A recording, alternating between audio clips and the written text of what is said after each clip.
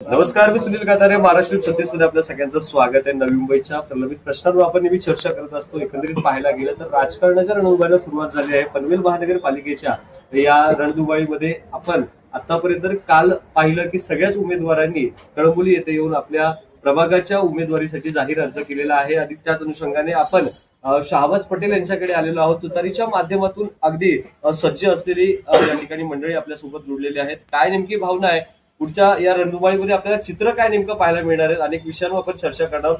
दादा, सर्वप्रथम तुमचं स्वागत आहे. कसं पाहता दादा, आज या ठिकाणी पाहायला गेलं तर या तुतारीच्या शिक्क्यासोबत आपण चिन्हासोबत निवडणुकीच्या रणधुमाळीमध्ये उतरतात, काय सांगा?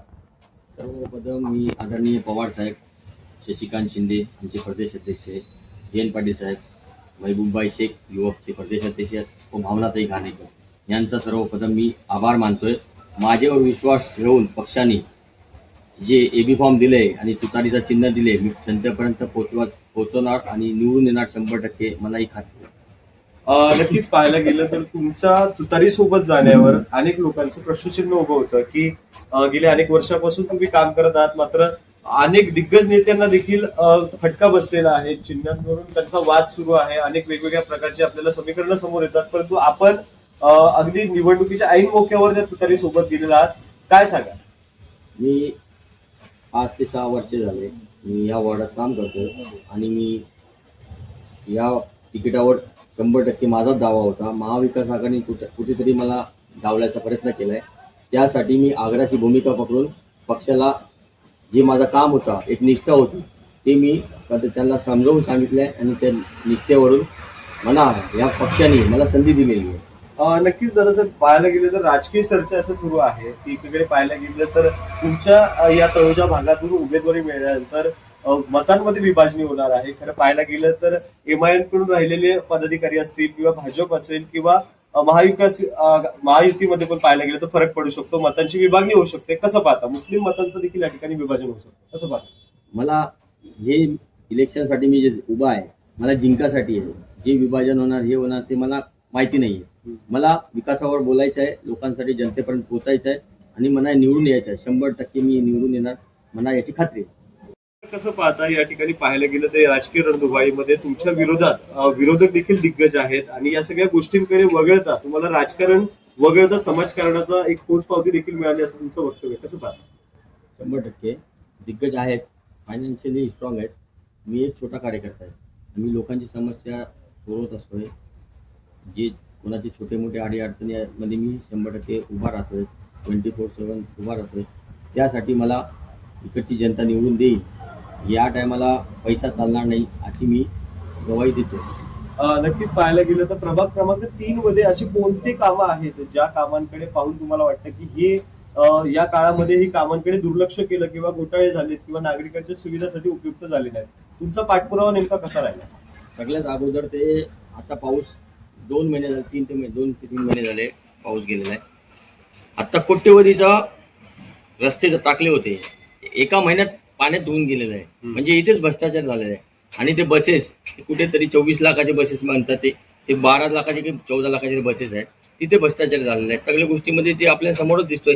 म्हणजे जनताला कसा दिशाभूल करायची या सरकारला माहिती होता. इकडची जी सत्ता होती त्यांना सगळ्या हे गोष्टी माहिती आणि जनताला पण या गोष्टी माहिती आहेत.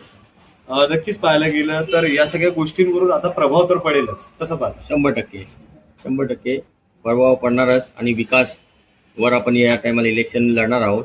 जास्तीत जास्त मतदारापर्यंत पोहोचायचं आणि आपण जे कामं केलेली आहेत ते जनतापर्यंत पोहोचवायचे. याच्या अगोदर आपण जे कामं करणार आहेत त्याला 100% जे आश्वासन देणार ते पूर्ण करणार. दादासाहेब, पाणी प्रश्नाकडे कसं पाहता? या ठिकाणी सर्वसामान्य प्रश्न, पाणी प्रश्न आता मोठा प्रश्न आहे. वाहतूक कोंडी देखील मोठ्या प्रमाणात होते.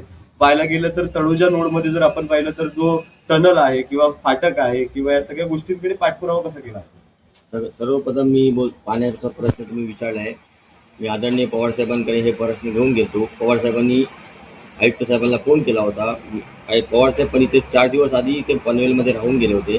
त्यांनी सांगितलं होता पाणीचा प्रश्न भरपूर आहे, जनताचे अनेक कंप्लेंट आहेत आणि आमचे जिल्हा अध्यक्ष पटेल यांचा पण मेमोरंडम आलता आणि याच्यावर तुम्ही कसा तोडगा काढू शकताय त्यांनी सांगितलं होता. मी सिडको आणि पालिका त्यांच्याशी आम्ही चर्चा करून लवकरात लवकर या पाणीचा प्रश्न मार्गी लावणार याचं आश्वासन दिलं होतं. सर कसं पाहता या ठिकाणी पाहायला गेलं तर तुम्ही जर या भविष्यात या मॉब सोबत जर जिंकून आले निवडून आल्यानंतर प्रभाग क्रमांक 3 मध्ये असे कोणते प्रमुख 3 कामं असतील जी या विकासाची परिभाषा बदलून तुम्ही योग्य उमेदवार आहात हे जाहीर करेल?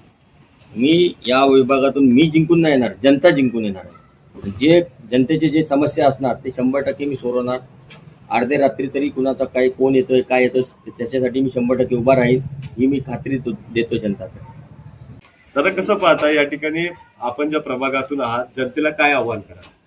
जनतेला माझा एकच आव्हान असेल आणि एकच विनंती असेल, मला जास्तीत जास्त बहुसंख्येने मताने निवडून द्या आणि तुमचा हक्काचा नगरसेवक म्हणून माझ्याकडून काम करून घ्या ही मी शब्द देतोय. मी शहबाज फारुख पटेल, माझा चिन्ह आहे तुतारी वाजवणारा माणूस. मी पक्षाचा अधिकृत उमेदवार आहे, राष्ट्रवादी काँग्रेस पार्टी शरदचंद्रजी पवार. आणि मी जनतेला आवाहन करतोय मला या चिन्हाला बटन दाबून मला भरघोस मताने निवडून द्यावा ही मी अपेक्षा आणि मी विनंती करतो.